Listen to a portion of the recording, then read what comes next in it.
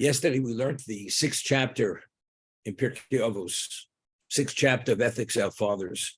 It begins, Rameir tells us, Kol ha'osek b'Torah l'shmo, one who engages in Torah study for the sake of the Torah study. He has no ulterior motive, purely for the sake of God. That's why he's studying, which is the ultimate level without an ulterior motive other than the reason why you should study. Because God commanded us to study. If one studies at this level, you merit multiple good things. We'll see in a moment. What are they? So Chaim Volozhin explains, in the spiritual realm, which is an unlimited realm, certain things are unfathomable. So all Reb Meir could say, you merit many things. They're too many to articulate. However, in addition to that, it tells us, Reb Meir says, the whole world is worthwhile just for this one person. For this one person who studies with the right intent, it's worthwhile that God created the world, even for this one person. And who is this person? How would I categorize him? Reah. God considers him a good friend. Oh, he's beloved. He's beloved by God. Because since this person addresses the objective of creation, he studies for the sake of God, not for an ulterior motive, he's considered Reah. Oh, if he's beloved, Ohev Hamokum. I'll give you an example. Person loves his father, and your father is very good to you. He's given you all your gifts. Whatever you have is due to his offering, education, material, emotional, building, everything, encouragement. And then your father asks you to do something for him. And he's able to do many other things for you. Because your father showed his love for you, is there even a consideration that this person would do it with an ulterior motive? You do it purely for the sake of your father, because you love your father. But if you do it, don't you realize how many other things you could get? Because if you do accommodate his needs, he'll endow you and he'll leave you in his will phenomenal amount of money. But that's not the objective of the son. The son, because he appreciates what his father had done for him his whole life, although that may be true, but that's not there's no ulterior motive. Although when we do the right thing, we're rewarded. But if you do something for the sake of God, it's an indication you love God. Because the moment we have to come on to ulterior motives, which is the incentivizer to do, it's an indication the love is not there. Because love in itself should be enough to do the will of God. So why do you need the incentive? So if you do it purely for the sake of God's will, that's an indication you love God. This is what Meir is saying. So he loves you because you're addressing the objective of creation. And you love him because you're doing it without any ulterior motive.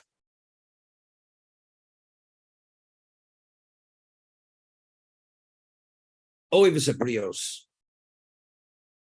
We find that Aaron HaKohen, Aaron, Moshe's brother, the way he's depicted, he was Ohev Shalom v'Rodev Shalom. Not only did he love peace, he pursued peace. What does it mean he pursued peace? And he was Ohev Habrios. He loved people. He loved Jews. He loved. And the Talmud tells over a story that a man says to his wife, we know that the high priest was the second greatest position in the Jewish people. The king was the ultimate. Second to the king was the high priest. He would supplicate God and go into the Holy of Holies and pray for forgiveness. A man of this level of prestigious classification, Aaron was the ultimate. He was the first high priest. If he would hear that there was some kind of dispute between husband and wife, and the husband was upset with his wife, and he said to his wife that if you don't go spit the high priest in the eye, all my possessions are off limits to you, with a vow. You understand, the marriage is over. Which woman is going to spit the high priest in the eye? Aaron, Moshe's brother, finds out about this, and he goes up to the woman. He says, I have an eye ailment, and the doctor said that the only type of saliva that's able to heal my eye ailment is fresh saliva as soon as you get up in the morning. So I'm asking you, do me a favor, come spit me in the eye. So for the sake of harmony between husband and wife, to re-establish that relationship, he put himself out to the nth degree. Why? Because he was oevis abrios. What wouldn't one do for a son, a child who you love? Because he loved Jews. His own situation meant nothing. He's happy to compromise it. He didn't even see it as a compromise. So because he's oevis hamokom, he loves God because he does it lishma. He does things for the sake of God. No, he doesn't need an ulterior motive. Now, what do the Jewish people represent? We read at the beginning of creation, why did God create this world? The objective is the Torah should be fulfilled. And the only people who have relevance to fulfill that Torah are only the Jewish people. As was proven at Sinai, when God offered the Torah to the nations of the world, every one of them rejected it. The only ones who embraced it unequivocally were the Jews. That means the Jews have the capacity to address the objective of creation. So every Jew is part of that system which addresses God's will. So if you love God, the Jews, that through them you bring about God's glory, so whatever it takes to secure them and to protect them, to do for them, you do it what? You love them. Oevis abrios. Nothing's too difficult. I always say, you have a good friend and he needs some financial assistance. And he's a very good friend. And you offer to lend him or to give him an enormous amount of money. So the friend says, I appreciate everything you're doing for me, but really falls short of what I really need. I need a little bit more. He says, look, I'm sorry. I've given you my maximum. Fast forward, he has a son. He loves his son. And the son has an identical problem. And he needs the same amount of money and that little bit more. For the son, he gives that little bit more. Although for the friend, he says, I've done all I could. I've maximized. And he really meant it. But when it comes to a son, you see it differently. Because the son's love for a son is another level. Even beyond that point is not maximizing. You're able to go beyond that.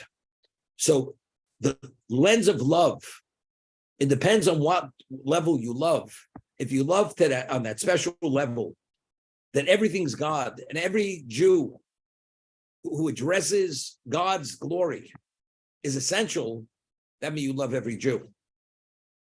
So it starts off the Jew who serves God for the sake of God. No ulterior motive. Because he has an appreciation and understanding, and therefore he reveres God for God. This is what we speak of later. It says that there are two types of love. There's love which is contingent on something, and there's love that's not contingent on anything. If love is contingent on something, once that something no longer exists, there's no longer love. You know, you have a friend. He's my best friend. Why? Whenever we travel, he picks up the tab. Whenever I need him, he's always there to help me. The moment he's not able to help you, and he no longer picks up the tab, he's no longer that special friend. But the person who the love is not dependent on because he does anything, but only because he is special, regardless of what that person has or doesn't have, he doesn't lose that special ability that because he's special. So that love never wanes. The person who loves God, he loves God because he appreciates, he reveres, understands who God is. And if every Jew is essential for God, that means you love every Jew. Therefore, you're oevis habrios. You'll do nothing less of anything to assist the Jew. And that's why there's a mitzvah A Jew has an obligation to love his fellow as he loves himself, because nobody loves anybody more than himself. So you're supposed to love your fellow as you love yourself. Why must you love your fellow? It's you and there's him. The answer is because if you see him that he's essential to God's glory, as you're essential to God's glory, there's really no difference between yourself and that other person. That's the understanding. This person brings joy to God. As they say, he's a joy. Why does he bring joy to God? Because he's exactly fulfilling everything God wants. We find that Bezalel, who was a grandson of Miriam, he oversaw the building of the Mishkan. He was only 13 years old. He was endowed with a level of divine inspiration and understanding that nobody other than Moshe had that level of understanding. And therefore, he oversaw the building of the Mishkan. Why at the age of 13 was he endowed with such knowledge and imbued with such Holy Spirit and with such knowledge? Why did God endow him with such knowledge and such ability? So the Minchas tells us, we find that when Bezalel is mentioned, Bezalel's father's name was Uri. His grandfather's name was Hur. Hur was the son of Miriam. What happened to Hur? When the Jews initially began with the golden calf, Hur intervened. That's the son of Miriam. And the rabble killed him. He was murdered because he tried to interfere to stop them from doing their idolatry. Uri is his father. Bezalel is the grandson of Hur. So the Midrash says, what is it analogous to? You have a general who's brought much glory to the king. And the king says, because of the special glory that he's brought me, an honor on a global level, he deserves to be rewarded. When he returns from the next battle, I will give him a king's ransom for that selfless service. What happens? The general is killed in battle, doesn't make it back. So what does he do? But he feels he owes it to that general. So he finds his closest relative, who's his grandson. And what he was going to give the general, he gives to his grandson. Because Hur gave his life to sanctify God's name, to try to intercede, to stop the idolatry, and he was killed. Therefore, his grandson, Bezalel, received this special gift, a special endowment, even at the age of 13. Because Hur gave his life, his grandson. So this why is he special? Because he's Mesamech Tamokum. Because you bring joy to God. Why? How do you bring joy to God? By all that we've said. Because you're exactly going beyond the pale to do his will. Not only do it for his will, for his sake. You go out and do things for other Jews. You bring them back to Judaism. You negate yourself. You disgrace yourself to bring harmony in families. That's exactly what your purpose is. That brings joy to God. Now, this is interesting. Nobody's born a tzaddik, as we all know. How does one achieve the classification of tzaddik? We meet many challenges in our life, and if you succeed in enough of them, your classification becomes tzaddik. Now, if a person goes, nobody's born humble. And even if your predilection is to be more humble, but be humble for the sake of humility, because you recognize that what it's all about is not who you are, but it's about doing what you're supposed to be doing. So therefore, that causes humility. Since due to recognition, you become humble. Some people are naturally humble because they have a low sense of self-esteem.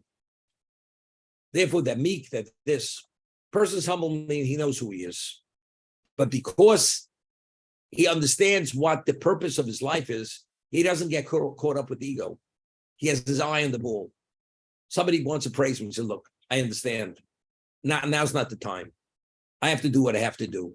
Moshe Rabbeinu was the most humble human being who ever walked the face of the earth. Nobody was ever more humble. There was no human being like Moshe Rabbeinu. Spent 120 days in heaven, brought the Torah to the Jewish people. He broke the first set of tablets. That was his decision. God did not command him. But if you're so humble, how do you take such a weighty decision in your own hands and make it? The answer is humble doesn't mean that you don't know who you are. Even though you know who you are, but if you are because that's who you're supposed to be, and you're even supposed to be more than that, you don't get caught up with your levels of accomplishment. All you have to understand is what I am is because that's what I'm supposed to be, and I'm supposed to be more than that. As a result of that, it's like I always say, comes to bonus time, and a person doesn't receive a bonus. So he goes to the owner of the company. He says, why did I get a bonus? He says, because bonus, if you bring profits to the company, and based on the amount of money you bring to the company profit-wise, you get a larger bonus. He says, but you realize, for the past year, I never came a minute late to work. I never stole. I never did anything on company time. Don't you think I deserve a bonus? So the employer says, but that's what you're supposed to do. Bonus is when you go beyond. You bring profits to the company. That's you get the bonus.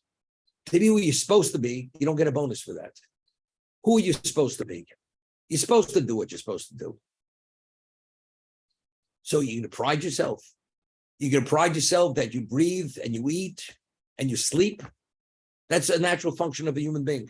You don't pride yourself. You pride yourself maybe going beyond the pale. But even beyond, if that's within your function, that you're supposed to function this way, there's no basis to pride yourself. You're doing the right thing because that's what you're supposed to be doing. As a result, a person understands that in that context, there's humility. There's no reason.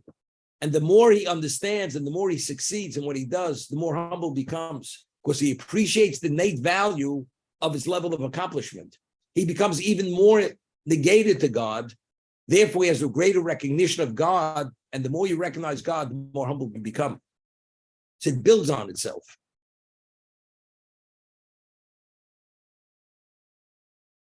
Let's say a person is born with an exceptional IQ.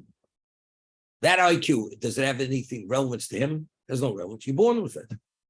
But people yet, they become arrogant because they're smarter than others. But your IQ has nothing to do with you. That's God-given. And if you recognize God-given, so why? It don't, just to the contrary, it puts a greater obligation on you. If you're given that superior IQ, it means you have greater responsibility. Because if you don't have greater responsibility, why did God give you that superior IQ? So if you see it correctly, just to the contrary, you realize that if you have greater responsibility and you can't waste time and you have to invest it properly, you don't get distracted with all these side issues. What about me? What about I? What about the ego stroking? It has nothing to do with ego stroking. Just to the contrary. The more gifted you are, the gift, if you recognize a gift is an endowment, just to the contrary, you become more humble.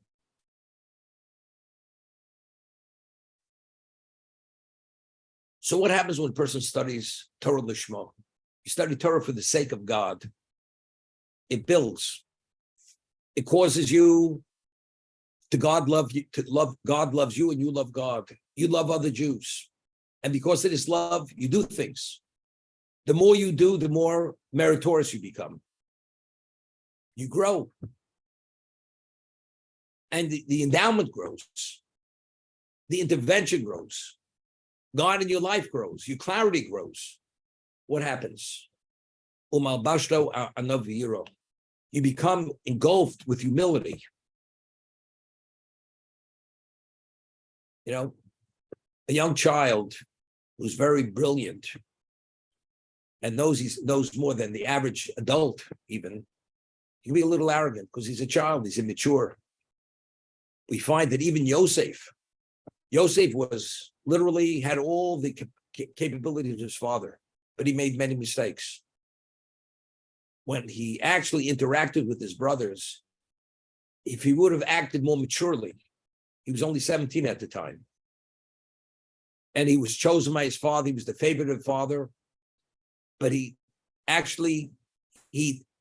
didn't explain clearly, or he acted openly that somehow he would dominate them. That's the way they processed it. And he wasn't sensitive to them. And because of that lack of sensitivity, ultimately, they sold him into slavery. So a person is younger, but as you mature and as you grow and you learn what life's all about, the learning experience, you become more humble because you realize life is not being acknowledged. That's not what it's about. Life is to accomplish and to be effective. And the more you appreciate to accomplish and be effective is what it's all about, the more humble you become. You don't waste your time with all these side issues that you should be in the limelight. It's not about being in the limelight. It's about accomplishment. That's what life's all about. I remember my mashgiach, he was like the dean of men in the yeshiva when I studied. He had studied in the Mir Yeshiva in Europe. And he was a very special person. He was a tzaddik. He knew the Talmud. Very humble person, very holy person. And when he passed away at the age of 64, so some of his colleagues, friends, they were friends of his who studied in Europe with him, they eulogized him. They eulogized him. And they said something very interesting about him. They said that when he was in the Mir, which had a few hundred students, and the average student there was 20 and up, ranged from 20 to about 38 years old. And because it was during the war, they were in Shanghai. Many of them did not get married until their mid-30s or late 30s when they came to the United States afterwards, or to Israel, post-World War II. He himself was married at the age of 39. But in Europe, when he was a student, and he was an exceptional student, what he had said was, nobody really recognized who he was because he was always behind the scenes. Phenomenal things were happening, but nobody knew. Only a few people knew. The rabbeim, the rabbis, they knew, but the average student didn't realize that he, behind the scenes, was orchestrating things, helping people, even during the war, when they needed money. They had to somehow get money from the United States to Shanghai to support them there. He was involved in that war effort and saving the community in Shanghai. Nobody knew about it. Only the people directly involved knew. Nobody else knew about it. Not because it was a clandestine situation, but still, like I always say, why is there no perfect crime? Because the one who does perfect crime can't keep his mouth closed. His ego doesn't allow him not to share it. And once it gets out, it's no longer a perfect crime. That's how he gets caught. So the humility, as a result of doing for the sake of God, without an ulterior motive, for the sake of helping people, Jews, bringing them back, oivis abrios, because the Jews are the necessity for God's glory, because without Jewish people, there is no God's glory. As a result of that, and God loving you, and you love him, in combination, you merit many things. What do you merit? You merit humility. Humility doesn't come naturally. Person has an ego. We have to be acknowledged. Humility is a gift. It's an endowment. To have clarity is an endowment.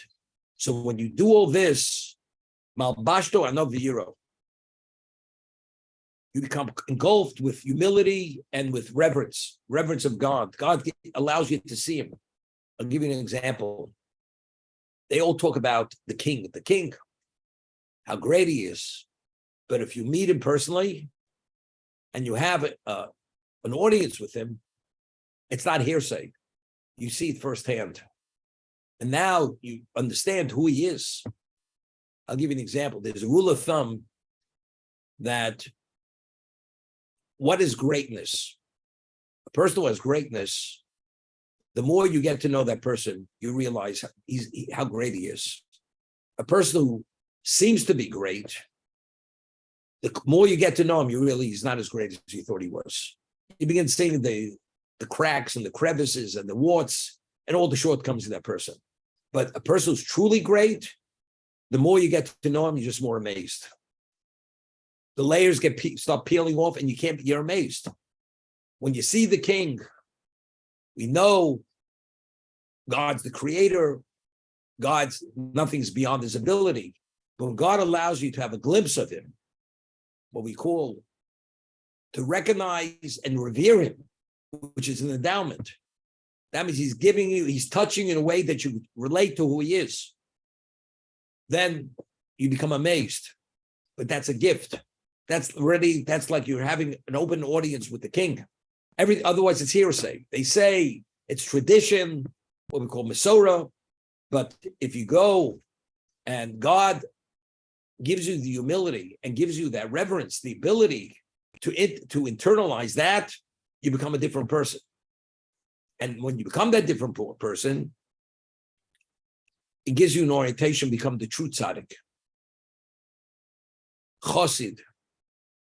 Chosid means as much as you do, you feel you've never done enough. Because when you appreciate who he is, you can't stop. Because as much as you do, you always feel you fall short of that. I'll give you an example. A person has a phenomenal marriage, and his wife raised his children. And whatever he is, she was behind him and backed him. And he has that level of appreciation.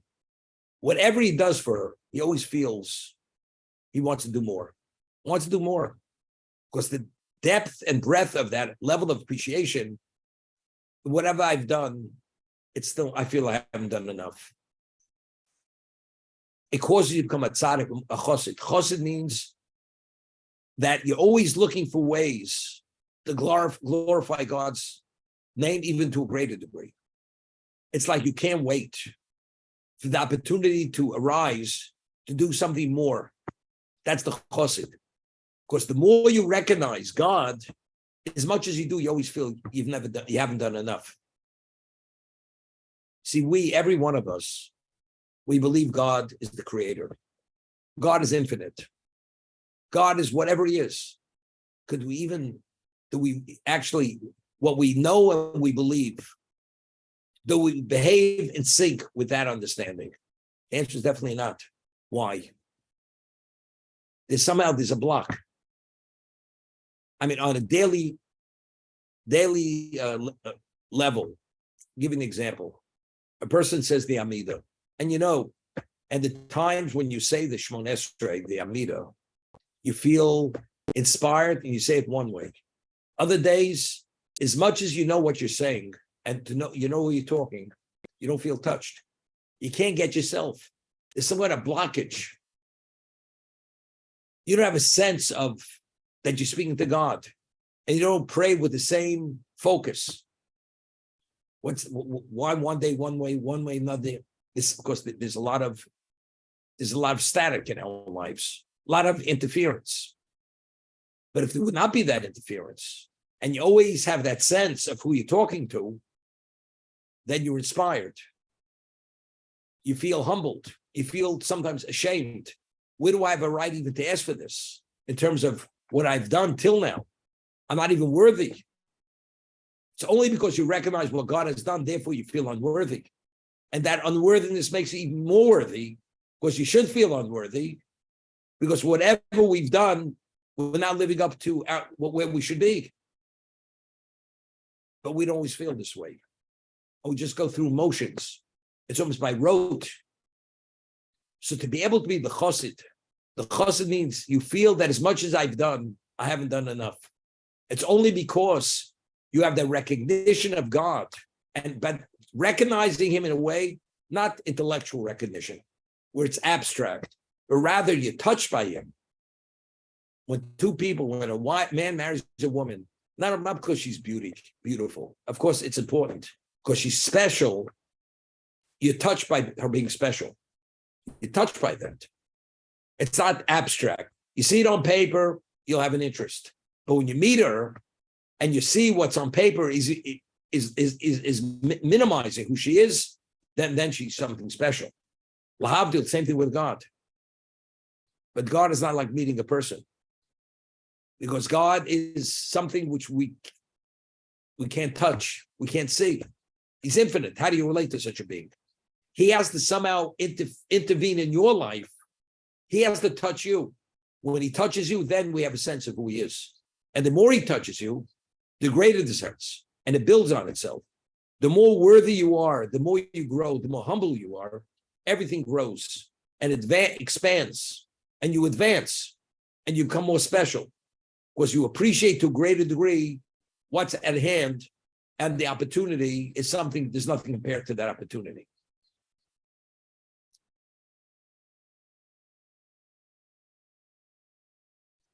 I always give the example.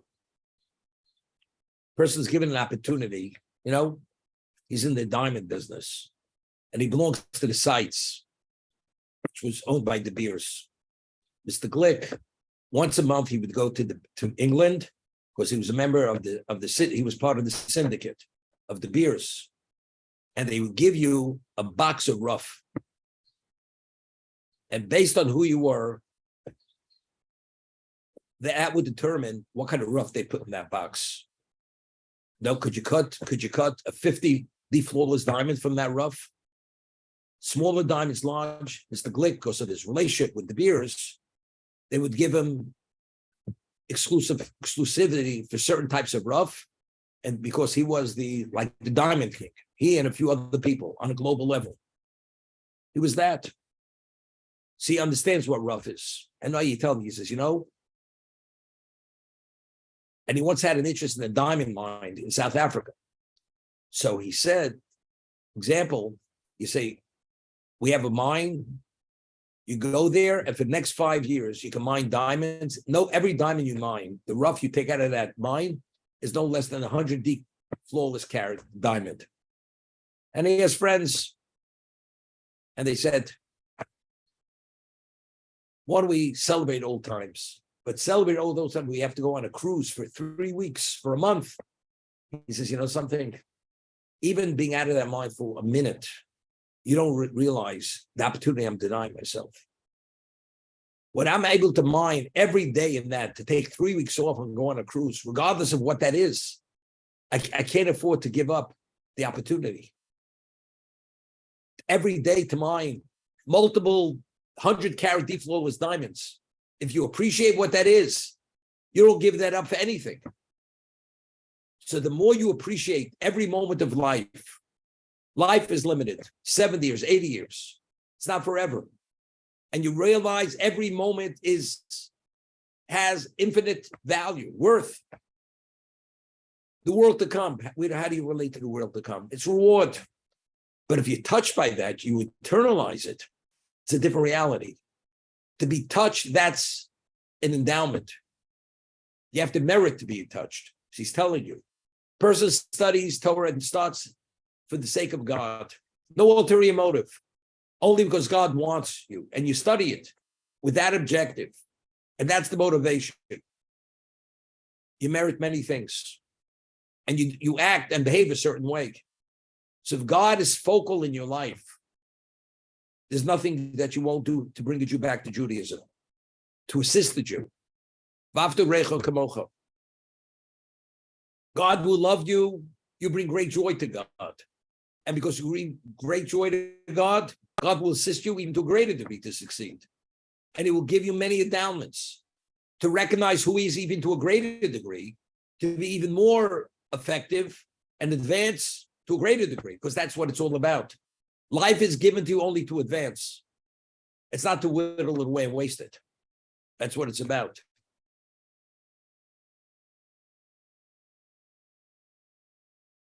Then he says something interesting.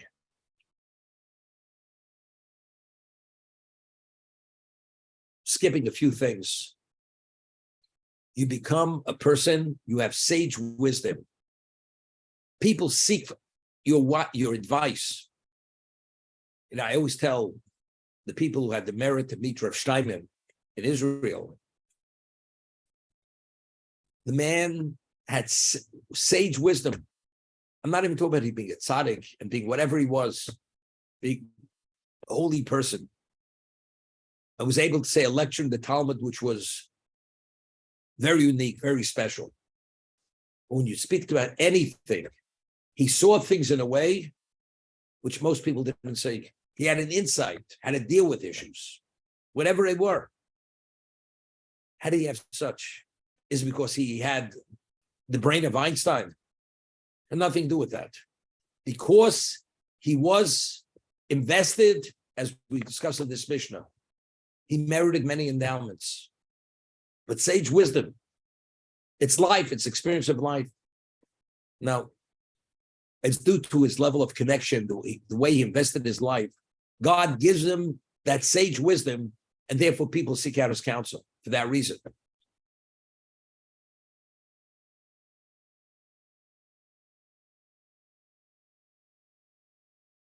There's a story with the Vilna Gaon. The Vilna Gaon, we discussed, he lived from the mid-1700s to early part of the 1800s. Passed away, he was in his early 70s. He's a person, in terms of his Torah accomplishment, he surpassed people lived hundreds of years before him. He was a very holy man, one of a kind. I'm talking the genius, everything else. That professors from the universities, non-Jews, would come consult with him in astronomy, in mathematics, to try to understand exactly where they went wrong in their theses of many things. Unbelievable. And he had a sister he hadn't seen in over 40 years. And she came to Vilna to visit him. And he already was a man in his mid-60s. The Vilna Gaon only slept 2 hours in a 24-hour period, never more than half an hour at a time. Half-hour segments, 4 times a day, 2 hours a day. And his sister comes to see him, hadn't seen her in 40 years. And of course, he welcomes her and he acknowledges her. The interaction lasts about 30 seconds. He says to his sister, he says, "You see my beard? It's already gray, white. I only have so many years to live. I'm here for a reason." He apologized. He said, "I really can't spend more time with you. Go to my wife, my daughters. They'll spend all the time. They'll fill you in on everything. But my time is too precious. I can't give you more than the time I've given you now." At the level of the Vilna Gaon, what he understood and the way he internalized the infinite value of life and opportunity, he couldn't afford to give up a moment. He only gave up what he was supposed to give up. That's what he did. I had a conversation right before Shabbos with our Rennet. And I said to him, we used to spend Tisha B'Av in Israel together always. And I said to him, the 3 weeks just started. The 17th of Tammuz was the breach of the wall. And that's why it's a fast day. The Romans, they breached the wall of Yerushalayim, of Jerusalem.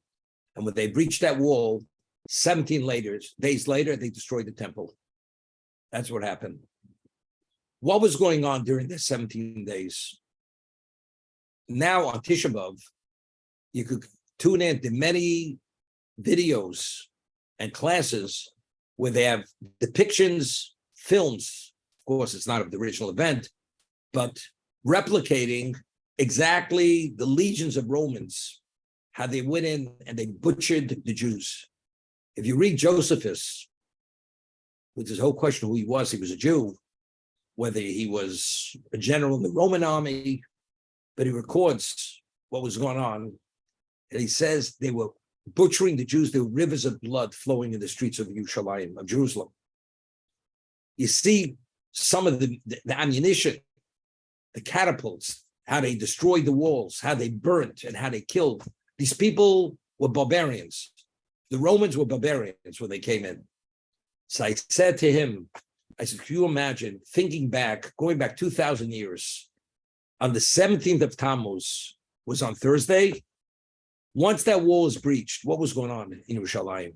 fighting to the death. So the streets we go to Yerushalayim, we walk those streets. It's like, God forbid, you go to Europe, it looks like a lush field. Under that field, you have mass graves of thousands of Jews, which were murdered by the Nazis. But if you only see the surface, looks like a park. Under that park, Babi Yar, if they wouldn't put up that sign, Babi Yar, you wouldn't know that they murdered tens of thousands of people there. You wouldn't know that. The same thing. If you go to Auschwitz, it wouldn't say Arbeit macht frei. You wouldn't know that was Auschwitz, that they killed 1 million Jews there. They burnt them and they murdered them. You wouldn't know that. You go to Yerushalayim, everything is artifacts. You have tour guides, beautiful music. But if you knew what went on those streets 2,000 years ago, there was genocide going on, mayhem, the worst. And that we have to somehow connect to that, because the reason why that happened and the reason why we don't have the temple is because we haven't made the corrections where they had failed then. So thank God we don't have what they had, what they experienced. But factually, we have to relate to it and understand why these weeks are weeks of mourning, and we can't do many things that we normally could do throughout the year. A Jew doesn't listen to music during this time, because music brings a certain degree of joy. A Jew doesn't take a haircut during this time, because it's to indicate it's a time of mourning. Like a mourner doesn't cut his hair, doesn't take a haircut, also not. All these things to put us in touch, to be touched by the tragedy of 2,000 years ago, that we still live the tragedy. I mean, in the world, which people, Jewish people are always seen as the people of the book. The Jews are always suspect, you have the protocols of Zion. There's the world, the anti-Semites. There's this cabal, which the Jews behind the scenes are controlling the world. These Jews, does it make sense? We're mourning something that we lost 2,000 years ago. Your great-grandfather was a multi-billionaire. He lost his fortune. The great-grandson, he has food on the table. Does he mourn that his great-grandfather lost the billions? He doesn't have the billions. But the Jewish people are smart people. For 2,000 years, we're still mourning identically, as if a person, God forbid, lost a relative. He sits on the floor and mourns as if he lost that person today. Does it make sense? These are the most intelligent, advanced people. Why? Because it has relevance to us every day. The billions that you don't have were never meant to be yours. That's why you don't have them. But the relation with God, that's meant to be ours. And it's supposed to be ours. So why isn't it here? So we have to be touched on the same, because we're not where we should be. And if we would be where we should be, we'd be back, and that relation would be restored. That's what we're grieving.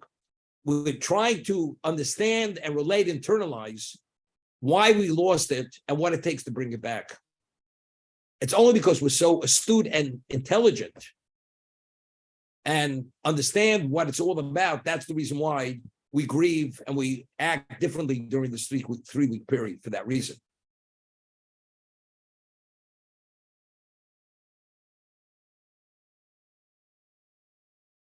Now, all this we just had now, introduction with the Ramchal says, is going to tell me right now. Ramchal says something phenomenal. We say every morning in the blessings before the Shema, every day God renews creation. So simply means, on a very simple level, the way Chaim Volozhiner explains, how did the world come into existence? God said, let there be a world. And because of the energies which God released, the world manifested itself over the 7-day period. That's the 7 days of creation.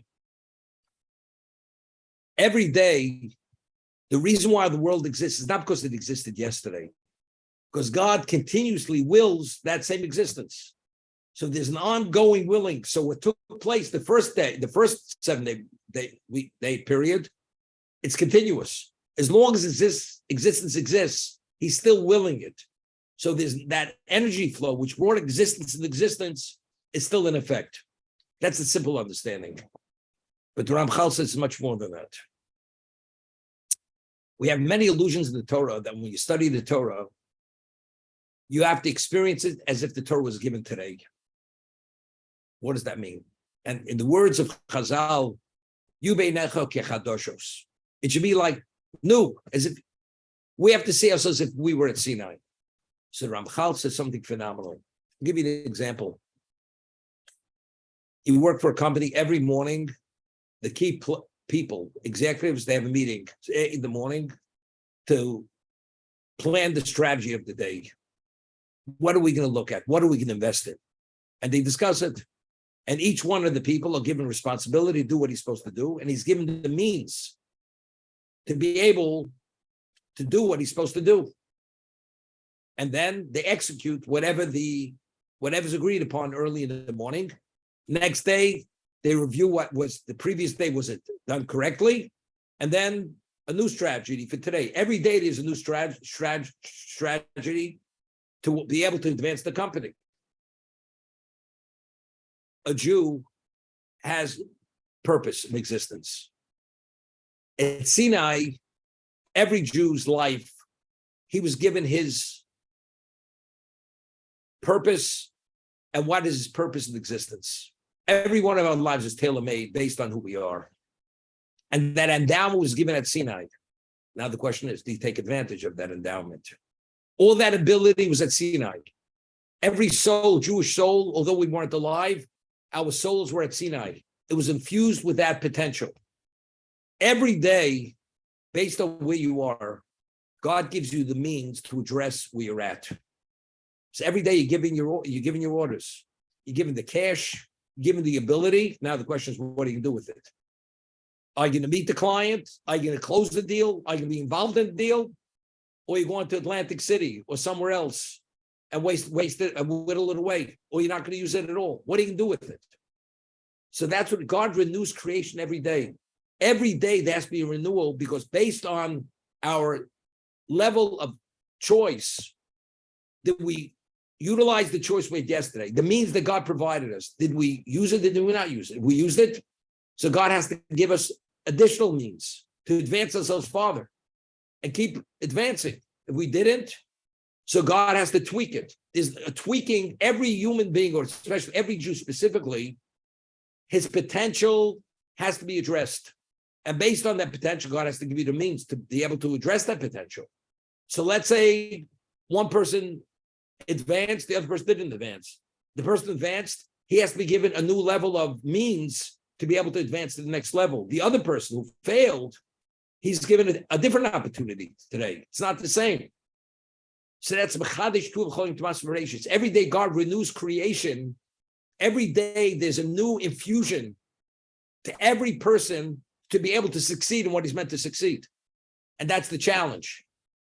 Do you meet that challenge because God gave you the means, or don't you meet the challenge? But every day there's a new infusion of ability to be able to act, and that's what free choice is all about.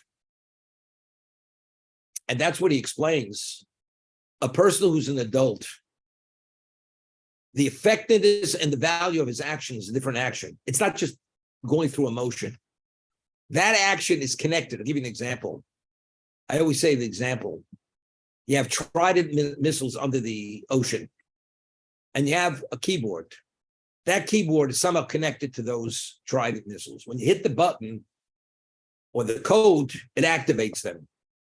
What about if that keyboard is not connected to those missiles? It activates nothing. Our actions, God infused, if you have a purpose with a certain energy, that when you do that action based on your intent, based on your reverence, based on your love, based on your humility, there's so many components, variables, together activates that infusion. But if you don't have the love, you don't have the reverence, it's like a dribble. Doesn't do much. And what happens? You don't even act on it at all. Nothing happens. You can put the code in. So every day, based on your level of performance of the previous day where you're at, God provides that level of energy to be able to take to the next level. And so the choice every day is based upon what God has given you. So it's not just the action. The action is meant to bring about a result. He's giving you the means. You can do it. You're capable to do many deals. You don't have the cash to do the deals. You can't do the deal. That's the way it works. God gives us the cash to do the deal. He gives us the energy. But if a person just graduated business school, they don't give him the megabucks to do the deal because he starts at a lesser level. As he advances, and now you've done deals and you have a number of tombstones on your desk, whatever those tombstones represent, sometimes it's a graveyard. But when you have those tombstones and you have enough of them, they're going to give you more money because they see that you're utilizing it and you have the ability and the understanding to advance. Same thing with God and every one of us. Every day he gives us the means to advance. And he evaluates, what did you do with that? And every day there's new evaluation. So there's a new creation. God has to intervene with every human being. Every person has to get a new infusion. It's like you give a daily ration. People have different needs, caloric needs, nutritional needs, everything. Everybody has the ration is based on his profile. That's what it's based upon. Every person has a spiritual profile. Based on that, that's what's offered to him, and that's the realm. Those are the parameters of his free choice. And if you think about it, let's say, I've been thinking about it recently. You sit around, you're doing nothing. It's okay to relax. But let's say if that moment you could use and study Torah or do something more constructive rather than sitting doing nothing. And God provided, and God provided you with an infusion to do something. If it's up to me, okay, I do. But it's more than that. God had to tweak the system for me today to give me the ability that when I do the action, it should affect things. Otherwise, it's just sitting on the side. You have the cash to invest and you didn't do the investment. That's exactly what it's about.